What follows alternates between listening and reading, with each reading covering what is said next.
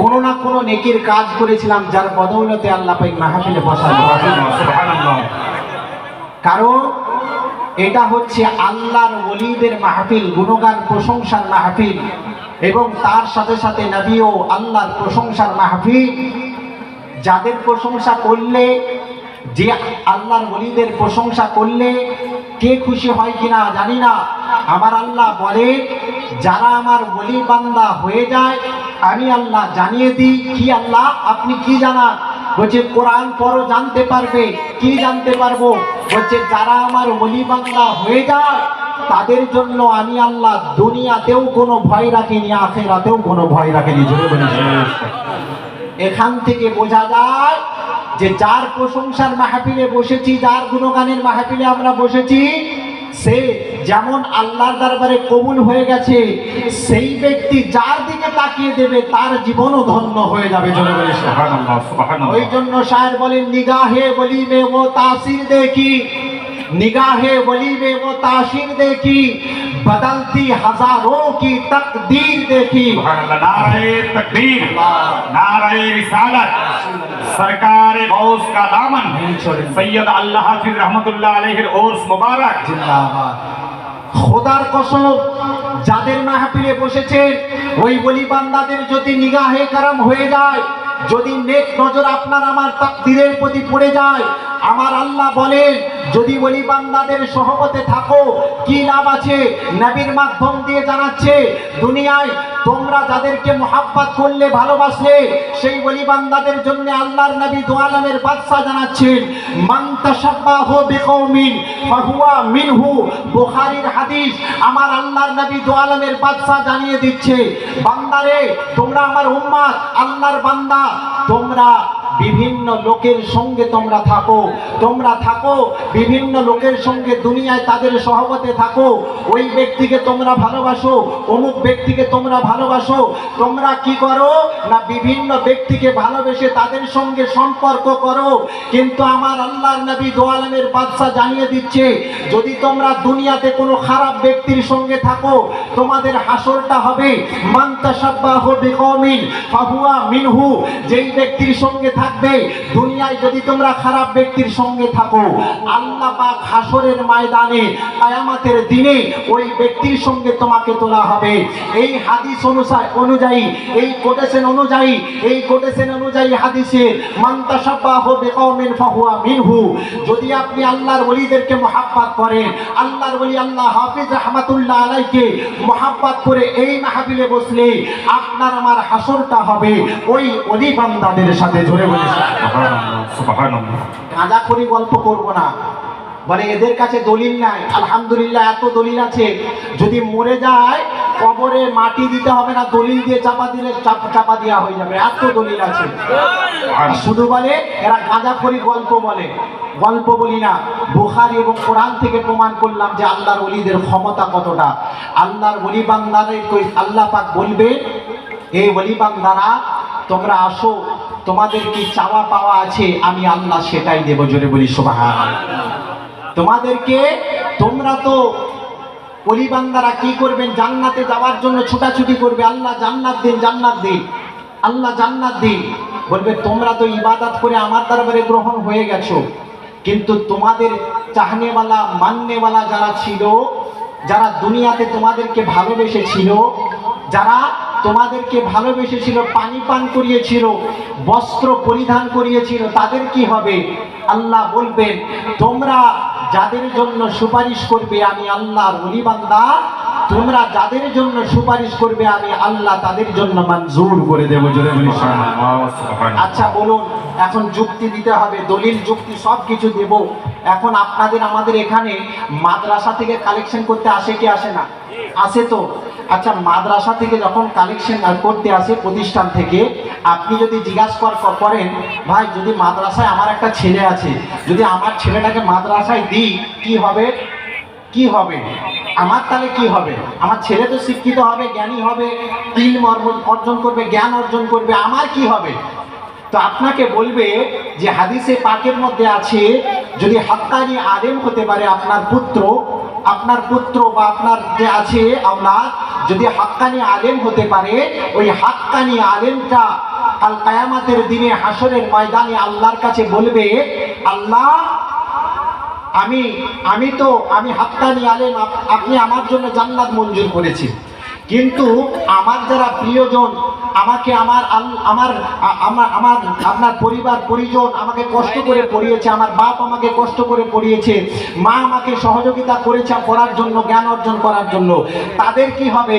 আমার আল্লাহ বলে দেবেন, এ আলেম, হাক্কানি আলেম, তোমরা সিনায় হয়তো কোরআনকে ধারণ করেছো, ইলম অর্জন করেছো, সঠিক জ্ঞানকে অর্জন করেছো, আমি আল্লাহ সে আলিম ব্যক্তিদের জন্য বলবো যে তোমাদের জন্য তোমরা তো জান্নাতি হয়েছো, তোমার পরিবার পরিজনকে তোমরা জান্নাতে নিয়ে যেতে পারবে। জোরে বলি সুবহানাল্লাহ।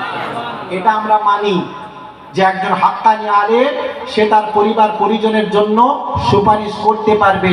আর এটাও মানি, যিনারা হাক্কানি আলেম হবেন, হাক্কানি আল্লাহর ওলি হবেন, যাদের জন্য আল্লাহ পাক জান্নাত মঞ্জুর করেছেন, তিনারাও আল্লাহর ওলিরা তিনাদের যারা চাহনেওয়ালা মাননেওয়ালা আছে তাদের জন্য জান্নাতে নিয়ে যেতে পারবেন। জোরে বলি সুবহানাল্লাহ। আর এখন ওয়াজ বানাচ্ছে নাউজুবিল্লাহ মিন জালিক। সেদিন এক জায়গায় গেছি, কেশপুরের গ্রামে, কেশপুরে একটা গ্রাম, আব্বা গেলেন আপনার হরিপুর গ্রামেতে মসজিদ ঢালাই, আমাকে বললো দাওয়াত তো নেওয়া হয়েছে, যা বাবা দাওয়াতটা সেরে আয়। আমি যেতে পারবো না, আমি হরিপুর গ্রামে মসজিদ ঢালাই হচ্ছে, গড়কাদা একটা গ্রামের নাম হরিপুর। তো আমি গেলাম, তো ইমাম সাহেব এসে ওয়াজ করছে, নাউজুবিল্লাহ মিন জালিক, আগেই পড়ে নিলাম, এমন ভাবে ওয়াজ করছে, আহলে বায়াতের শানে কত খারাপ ধারণা লাগলে এইরকম কথা বলতে পারে। বলছে নবী মুস্তাফা তিনার বেটিকে বলছে, বেটি ফাতেমা তুমি মনে ভেবো না যে তুমি আমার বেটি হয়েছে বলে জান্নাতি, তুমি আমার বেটি হয়েছে বলে তোমার সব কিছু মা, এটা তুমি মনে ভেবো না। এটা বলছে, বলার পরে বলছে যে নবীর বেটি ফাতেমার যদি মাপ না থাকে, আপনার আমার জন্য কি মাপ থাকবে? নাউজুবিল্লাহ মিন জালিক। আমাকে মাইক্রোফোন দেওয়া হলো, আমি কোনো আয়াত পড়িনি, একদম ডাইরেক্ট অ্যাকশন। আমি বললাম যে ভাই এখানে আপনারা আছেন, সকলেই আছেন, এখন আমি আপনাদেরকে প্রশ্ন করবো, একটা জবাব দিতে হবে। বলছে কি? না আমার আব্বা বুজুর্গ ব্যক্তি, আলিম ব্যক্তি, ওলি বান্দা, বুজুর্গ লোক, বয়স্ক মানুষ।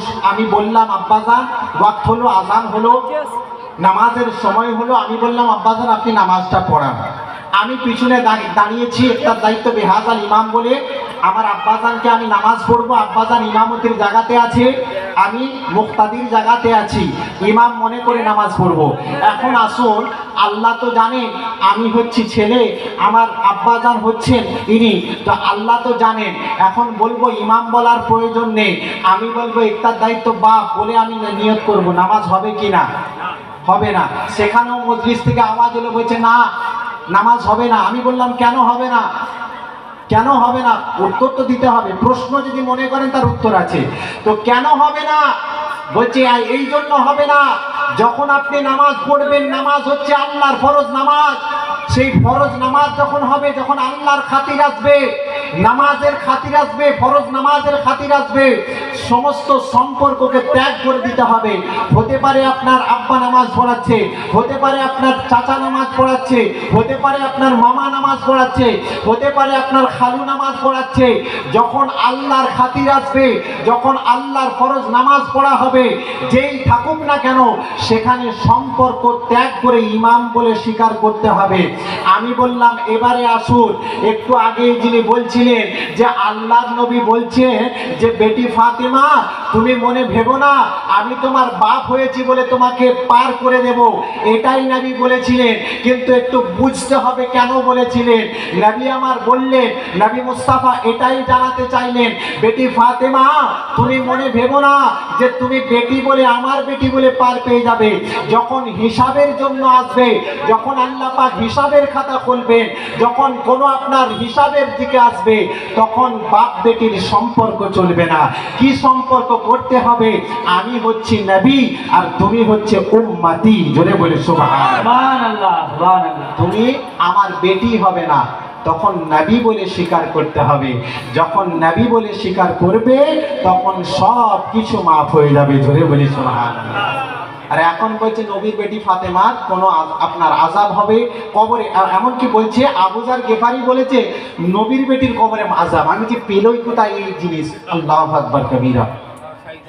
শয়তান এদের শুধু মানে কি হাদিস পড়ছে আমি, আবু যার গেফারি সেখানে থাকেইনি কবরের কাছে, বলছে কবরে আযাব দেখতে পেল মা ফাতেমার কবরে। নাউজুবিল্লাহ মিন জালিক। আহলে বায়াতের শানে এই রকম ভাবে ধারণা রাখছে, নাউজুবিল্লাহ মিন জালিক, যার জন্য আল্লাহর নবী বলছেন সাহাবীরা তো জান্নাতি আছে বেশক, কারণ তারা ঈমানের চক্ষুতে নবী মুস্তাফাকে দেখেছেন, যার কারণে আমার আল্লাহ জানিয়ে দেন ওই সাহাবীদের জন্য জাহান্নামের আগুন পর্যন্ত হারাম হয়ে গেছে, আমি আল্লাহ জান্নাতি বানিয়ে দিয়েছি।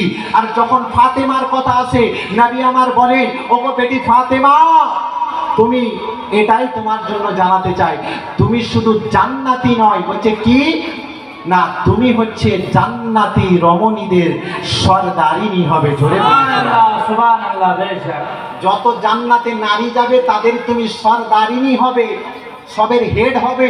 আল্লাহ পাক তোমাকে বানাবে ফাতেমাকে, আর তার কবরে আযাব। নাউজুবিল্লাহ মিন জালিক। আর আল্লাহর নবী দু আলমের বাদশা যখন আপনার হাসান ও হুসাইনের কথা আসছে, তখন আপনার বলছেন আল হাসান আল হুসাইন সাইয়্যিদা সাবাবি আহলিল জান্নাত। হাসান ও হুসাইন তোমরা শুধু জান্নাতি নয়, তোমরা হচ্ছে জান্নাতি যুবকদের সরদার হবে। সুবহানাল্লাহ সুবহানাল্লাহ। কোন ফাতেমা?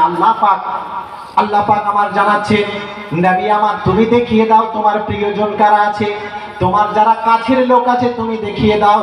আমি আল্লাহ কিছু জানাতে চাই, আমার আল্লাহ কি করছেন, আপনার আরাম, আল্লাহর নবী দু আলমের বাদশা আরাম করছেন, আমার আল্লাহ গায়বী আওয়াজ দিচ্ছেন, নবী আমার তুমি দেখিয়ে দাও তোমার যারা প্রিয়জন হবে, আমি আল্লাহ তাদের জন্য কিছু বলতে চাই। নবী আমার উঠলেন, ঘুম থেকে ওঠার পরে কালো চাদর নিয়ে উঠেছেন, কালো চাদর নিয়ে উঠে হাসান ও হুসাইনকে ডাক দিচ্ছেন, ওগো হাসান ও হুসাইন তুমি নানার কাছে আসো, তোমরা নানার কাছে আসো, নানার কাছে আসো। নানার কাছে যখন হাসান ও হুসাইন নবী মুস্তাফার নওয়াসায়ে রাসূল হাসান ও হুসাইন এলেন, আমার নবী আপনার নবী দোনো জাহানের নবী আপনার রাহমাতাল লিল আলামিন নবী আমার বলেন, হাসান ও হুসাইন তোমরা আমার কালো চাদরের মধ্যে প্রবেশ করে যাও। সুবহানাল্লাহ সুবহানাল্লাহ। হলো নবী আছেন, হাসান ও হুসাইন আছেন। ফাতেমা মনে মনে চিন্তা করছেন, আমার ছেলে দয় গেল, আমার দুইজন আপনার পুত্র গেল, হাসান ও হুসাইন গেল, আমার আব্বা জানের কাছে গেল, আর ফিরে এলো না। কি হলো ব্যাপারটা দেখতে হবে, আমাকে যেয়ে দেখতে হবে। আমার আব্বা জানকে হয়তো ডিস্টার্ব করছে, বিরক্ত করছে, কেন আপনার আব্বা জান ডাকলেন আর হাসান ও হুসাইন কেন ফিরে এলো না।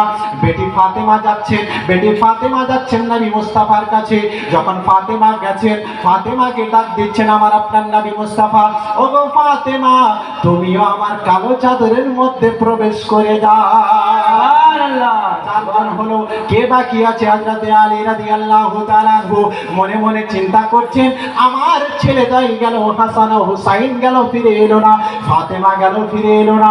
এবার আমি যাই দেখবো ব্যাপারটা কি হচ্ছে। নবীর কাছে যেই যাচ্ছে কেন ফিরে আসছে না, হাসান ও হুসাইন গেল, ফিরে এলো না, ফাতেমা গেল, ফিরে এলো না। এখন বাকি আছি আমি আলী, কেন আমি একটু যে দেখতে হবে কি ব্যাপার হলো। হযরত আলী রাদিয়াল্লাহু তাআলা আনহু নবী মুস্তাফার কাছে হাজির হয়েছেন। নবী আমার বলতে আছেন, ওগো আলী তুমি আর দূরে থেকো না, হাসান ও হুসাইন আছে আমার কালো চাদরের মধ্যে আছে, ফাতেমা আছে আমার কালো চাদরের মধ্যে আছে, আমরা চারজন ব্যক্তি আছি এখন পর্যন্ত। এ আলী তোমাকে আমি মহাব্বত করি, আলী তুমিও আমাকে মহাব্বত করো। কোন আলী একটু বোঝাতে চাই, যে আলীর জন্য আল্লাহর নবী দু আলমের বাদশা রাহমাতাল লিল আলামিন নবী আমার বলেন, আনা মাদিনাতুল ইলম ওয়া আলীউন বাবুহা, আমি হচ্ছি জ্ঞানের শহর, আলী হচ্ছে সেই জ্ঞানের দরওয়াজা। সুবহানাল্লাহ। বোঝা যাচ্ছে তো কথা? যাই হোক, এবারে আলীকে ডাক দিচ্ছেন যে আলী তুমি দূরে থেকো না, আমার কালো চাদরের মধ্যে প্রবেশ করে দাও। আমার আল্লাহর কাছে বলছেন, নবী আমার বলছেন, ওগো আল্লাহ রাব্বুল আলামিন তুমি জানতে চেয়েছো আমার প্রিয়জন কারা আছে, প্রিয় মানুষ কারা আছে, এবারে আসো। আমার আল্লাহর নবী দু আলমের বাদশা বলছেন, ওগো আমার আল্লাহ রাব্বুল আলামিন আমার এই কালো চাদরের মধ্যে আছে হাসান ও হুসাইন আছে, ফাতেমা আছে, হযরত আলী রাদিয়াল্লাহু তাআলা আনহু আছে, এবং আমি আছি, আমরা 5 জন দেহ এই কালো চাদরের মধ্যে আছে। আমার আল্লাহ জানিয়ে দিচ্ছে, আমি যদি এমনি এমনি বলে দিই দুনিয়ায় হয়তো অনেকেই বিশ্বাস করবে না, আমি যেটাই বলি সেটাই কোরআনের আয়াত হয়ে যায়। আমি এটাই জানিয়ে দিতে চাই, এ নবী তুমি দুনিয়াবাসীকে জানিয়ে দাও, তুমি দুনিয়াবাসীকে জানিয়ে দাও। আমার নবী বলছেন কি জানাবো, কি বলবো? আমার আল্লাহ বলছেন ইন্নামা ইউরিদুল্লাহু লিইযহিবা আনকুম রিজসা আহলাল বাইত ওয়া ইউতাহহিরাকুম তাতহীরা। ও আমার হাবিব, তুমি যাদেরকে চিহ্নিত করেছো আমি আল্লাহ তাদের সমস্ত নাপাকিকে দূর করে দিয়েছি, খারাপিকে দূর করে দিয়েছি। এবং আমি আল্লাহ জানিয়ে দিচ্ছি যতগুলো দেহ তোমার ওই কালো চাদরের মধ্যে আছে তাদের দেহ হচ্ছে পাক এবং পবিত্র আছে। সুবহানাল্লাহ, বেশক। আর আপনি আমি পাক পাঞ্জাতন বললে তো গায়ে জ্বালা, বুঝে পাক পাঞ্জাতন বলা যাবে না। আরে পাক পাঞ্জাতন মানে হচ্ছে, যেটা বাংলায় বলা হচ্ছে পবিত্র 5টি দেহ, পবিত্র 5টি দেহ। তো তুমি আল্লাহকে বলো না, কোরআনে বলছে আল্লাহ যে আমি, তুমি যে 5 জনকে চিহ্নিত করেছো তাদের সমস্ত খারাপকে দূর করে দিয়েছি, তাদের সমস্ত নাপাকিকে দূর করে দিয়েছি। নবী তুমি যাদেরকে চিহ্নিত করেছো আমি তাদের জন্য আল্লাহ জানিয়ে দিচ্ছি পাক এবং পবিত্র আছে। ওই জন্যে আমরা বলি পাক পাঞ্জেতান, পবিত্র 5টি দেহ। জোরে বলি সুবহানাল্লাহ। সুবহানাল্লাহ, সুবহানাল্লাহ। আর তাদের কবরে আযাব, হাই হাই আল্লাহ, নাউযুবিল্লাহ মিন যালিক। সুন্নি আকীদাতে যারা আছি, এই যখন ভাবে যদি কেউ মন্তব্য করে আপনার আমার ঈমান থাকতে পারে না, ঈমানের আপনার ঈমান হালাল হয়ে যাবে, ঈমান চলে যাবে যদি আহলে বায়াতের শানে একটু আপনার কুকটুক কথা বলে দেন, সমালোচনা করে দেন। কারণ আমার আল্লাহ জানিয়ে দেন কাদের জন্য বলছেন। আমার নবী দু আলামের বাদশা রাহমাতাল লিল আলামিন নবীর বেটি ফাতেমা কতটা খবরদার ছিলেন। ফাতেমাকে আপনার বলতে আছেন হযরতে আলী রাদিয়াল্লাহু তাআলা আনহু বলছেন, এ ফাতেমা তোমার আমার বিবাহ অনেক দিন আগে হয়েছে, বিবাহ তো অনেক দিন হয়েছে, কিন্তু এতদিন বিবাহ হয়েছে কিন্তু আলীর কাছ থেকে তুমি কোনোদিনও কোনো কিছু চাওনি, উপহার স্বরূপ আলীর কাছ থেকে কোনো কিছুই চাওনি। ফাতেমা তুমি আমার কাছ থেকে কিছু চাও, আমি আলী সেটাই তোমার জন্য দেব। হযরতে আলী রাদিয়াল্লাহু তাআলা আনহু যখন ফাতেমাকে বলেছেন, ফাতেমা আপনার বলতে আছেন না না না, ওগো আমার স্বামী, আপনি আমাকে এটা আপনার লজ্জিত করবেন না, আমি আপনার কাছ থেকে কিছুই চাই না, কিছুই চাই না। আপনি যতটুকু দিয়েছেন আমি ততটুকুতেই সন্তুষ্ট লাভ করেছি, আমি ততটুকুতেই সন্তুষ্ট। ফাতেমা যখন বলেছেন, হযরতে আলী রাদিয়াল্লাহু তাআলা আনহু বলছেন তুমি কিছু চাও, আমি আজকে চাই, তুমি যেটাই চাইবে আমি আলী সেটাই দেব। হযরতে ফাতেমা রাদিয়াল্লাহু তাআলা আনহা বলছেন, ওগো আলী, ওগো আমার স্বামী, আপনার কাছ থেকে কোনো কিছু চাইবো না, একটা জিনিস চাইবো, দেবেন। বলছে কি জিনিস? বলছে আমার জন্য অন্য কিছু চাই না, বাজার থেকে আপনি আমার জন্য একটা আনার নিয়ে আসুন। আনার মানে বোঝা যাচ্ছে বেদানা, বলছে বেদানা নিয়ে আসুন, এটাই শুধু চাই। হযরতে আলী রাদিয়াল্লাহু তাআলা আনহু বাজার গেলেন, বাজার থেকে একটা আনার কিনেছেন, বেদানা কিনেছেন। বেদানা কেনার পরে কোথায় যাচ্ছেন? বাড়ির উদ্দেশ্যে যাচ্ছেন। আপনার ফাতেমা চেয়েছেন আনার, চেয়েছেন, কোনোদিনও কিছু চাইনি। আমার স্ত্রী আমার কাছ থেকে কোনোদিন আবদার করেনি, একটা জিনিস আবদার করেছে, একটা আনার চেয়েছে, একটা আনার চেয়েছে, একটা বেদানা চেয়েছে। আপনার হযরতে আলী রাদিয়াল্লাহু তাআলা আনহু বাড়ির উদ্দেশ্যে যাচ্ছেন, আপনার রাস্তায় একজন ফকির ব্যক্তি ধরে বলছে, এ আলী তোমার ব্যাগের মধ্যে কি আছে আমাকে দিতে হবে, আমি 3 দিনের ক্ষুধার্ত, আমি 3 দিন পর্যন্ত কোনো আপনার মুখে খানা দিতে পারিনি, অন্যান্য বাড়ি থেকে ফিরে এসেছি। আলী তুমি হচ্ছ নবীর সাহাবী, তোমার কাছ থেকে ফিরবো না, তুমি আমাকে কিছু দাও, আমি সেটা খেয়ে আমার ক্ষুধাটাকে নিবারণ করব। তুমি আমাকে কিছু দাও, আমি সেটা খেয়ে আমি ক্ষুধাটাকে নিবারণ করব। যখন আলী বলেছেন, আলীকে যখন বলেছেন, আলী রাদিয়াল্লাহু তাআলা মনে মনে চিন্তা করলো, আমি স্ত্রীর জন্য একটা আনার নিয়ে যাচ্ছি, বেদানা নিয়ে যাচ্ছি, সেটাও আবার ফকির চেয়ে বসলো। কি করলেন? মনে কোনো দ্বিধাবোধ না করে আপনার দিয়ে দিয়েছেন, ফকিরকে দান করে দিয়েছেন। যা ফকির, তুই যদি নিয়ে সন্তুষ্টি লাভ কর, আল্লাহর কাছে শুকরিয়া আদায় কর। এবারে বাড়ির উদ্দেশ্যে যাচ্ছেন। বাড়ির উদ্দেশ্যে যখন গেছেন, ফাতেমাকে বলছেন, ওগো আপনার ফাতেমা, ওগো আমার স্ত্রী ফাতেমা, আমি তোমার জন্য একটা আনার কিনেছিলাম, একটা বেদানা কিনেছিলাম, কিন্তু যখন বাড়ির জন্য আসছি আমাকে একজন ফকির এসে বলে, ওরে আলী তুই আমাকে কিছু দে, আমি খোদাটাকে নিবারণ করব, খোদাটাকে মিটাবো। যখন আমার কাছ থেকে চেয়েছে আমি তোমার জন্য যে আনার নিয়েছিলাম, বেদানা নিয়েছিলাম, আমি তাকে দান করে দিয়েছি, ওই ব্যক্তিকে দান করে দিয়েছি।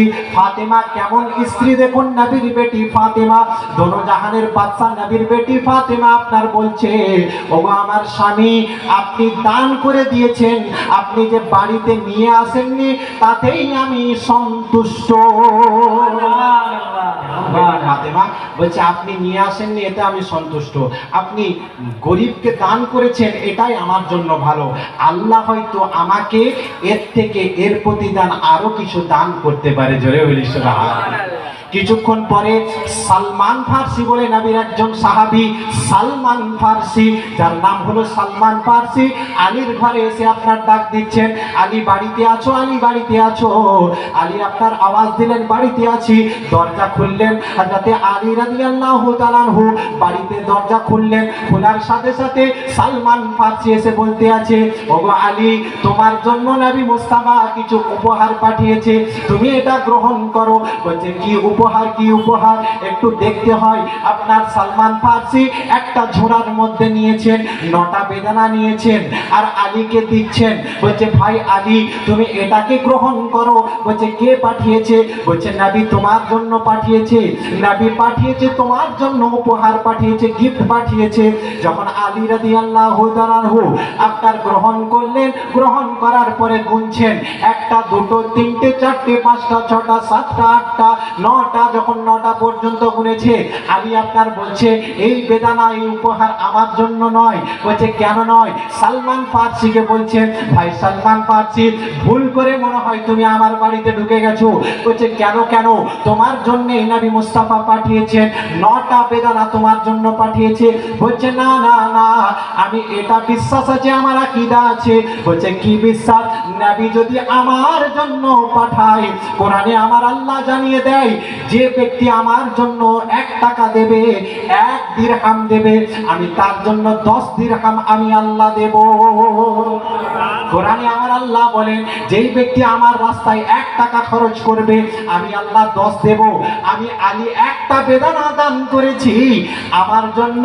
নবী আমার কোরআন আননেওয়ালা নবী, কোরআন জাননেওয়ালা নবী, কোরআন জানেন নবী, কোরআন জানার পরেও আমার জন্য 9টা বেদানা পাঠাতে পারেন না।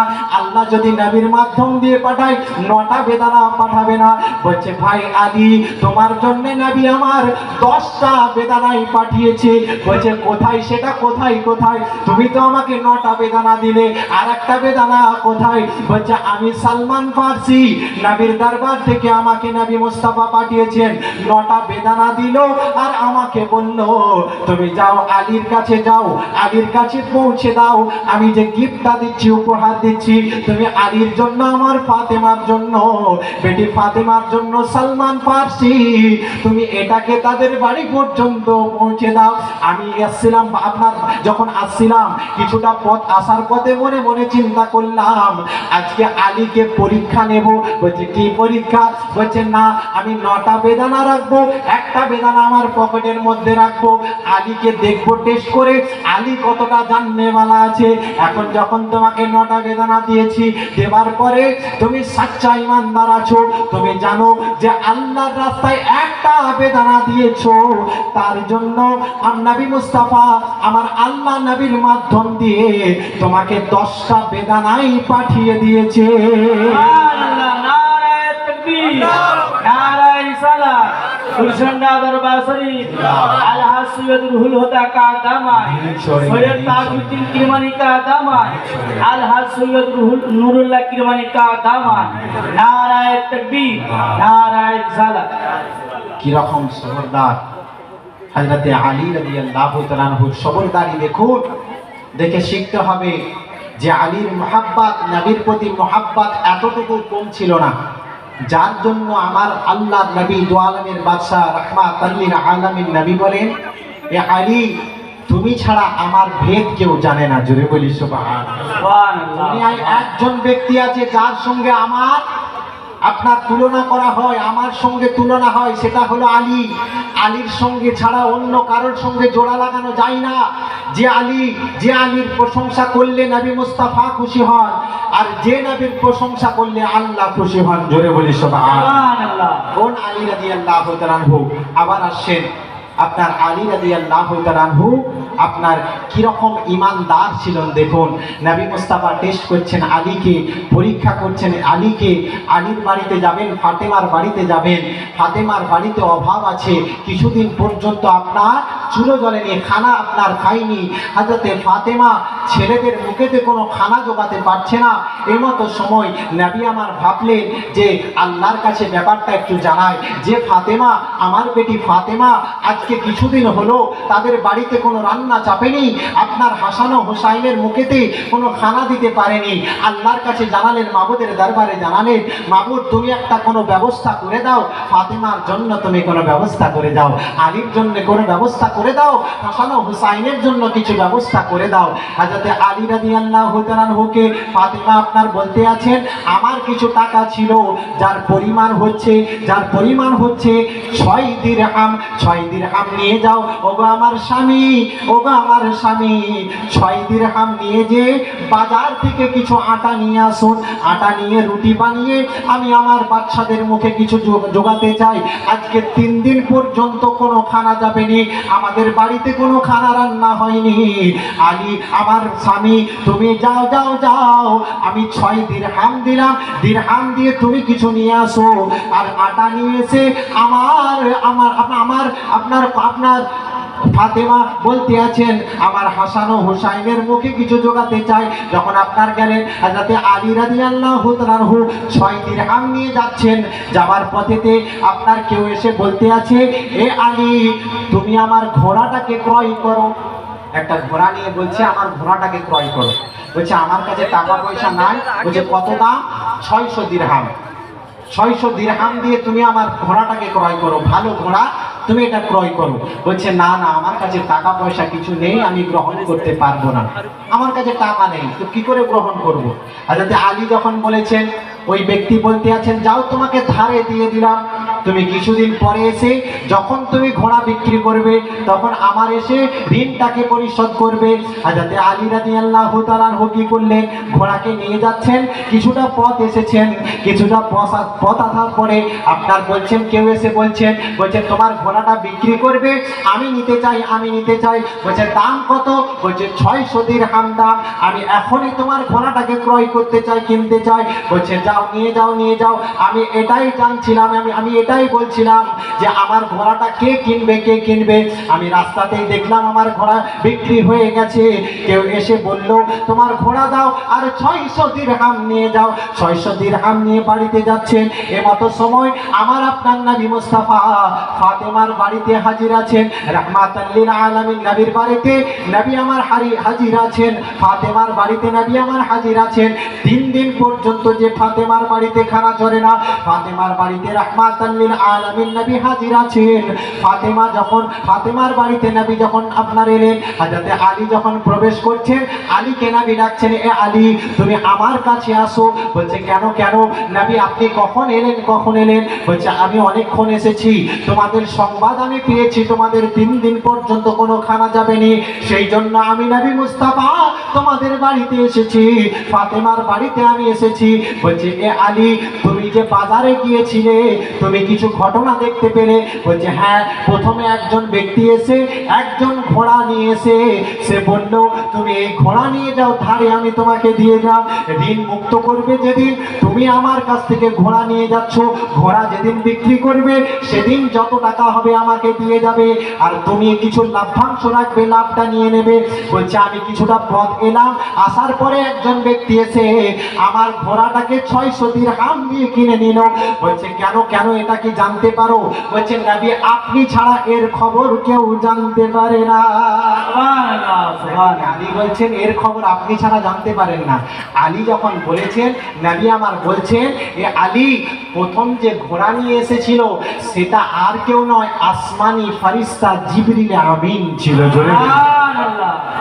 বলছে নবী ওগো আমার নবী মুস্তাফা কেন জিবরিল আমিন আমার কাছে এলো কেন? বলছে আলী তুমি বাড়ি থেকে বেরিয়েছো কিছু আটা নিয়ে কিনে আনবে বলে তুমি বাড়ি থেকে বেরিয়েছো, যখন দেখেছো যে 6 দিরহাম তুমি দান করে দিয়েছো আল্লাহর রাস্তায়, ফাতেমার দেওয়াকে 6 দিরহামকে আল্লাহর রাস্তায় দান করে দিয়েছো, আমার আল্লাহ খুশি হয়ে জিবরিল আমিনকে বলছে, যাও যাও যাও জিবরিল আমিন, জান্নাত থেকে একটা ঘোড়া নিয়ে আলীর কাছে নিয়ে যাও, আলীকে ওটাকে বেচে দাও, আলীকে বেচতে দাও, আর আলী যখন টাকা দিতে পারবে না, পয়সা দিতে পারবে না, তুমি ধারে দিয়ে দেবে, আমি কিছুক্ষণ পরে ইসরাফিল আলাইহিস সালাতু ওয়াস সালামকে পাঠাবো ওটাকে ক্রয় করার জন্য। জোরে বলে শোনা, নবী আমার বলছেন এ আলী প্রথম যে ঘোড়া বেচলো সেটা আর কেউ নয়, সেটা ছিল জিবরিল আমিন, আর তোমার কাছ থেকে 600 দিরহাম দিয়ে যে ঘোড়া নিল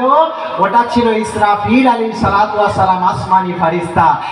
কেন বলছে তোমার প্রতি আমার আল্লাহ খুশি হয়ে গেছেন, আলীর প্রতি আল্লাহ খুশি হয়ে গেছেন, যার কারণে দুটো ফারিস্তাকে দিয়ে যেমন আপনার ঘোড়াকে পাঠিয়েছেন তেমন ভাবে ঘোড়াকে আবার ক্রয়ও করিয়েছেন। জোরে বলি সুবহানাল্লাহ।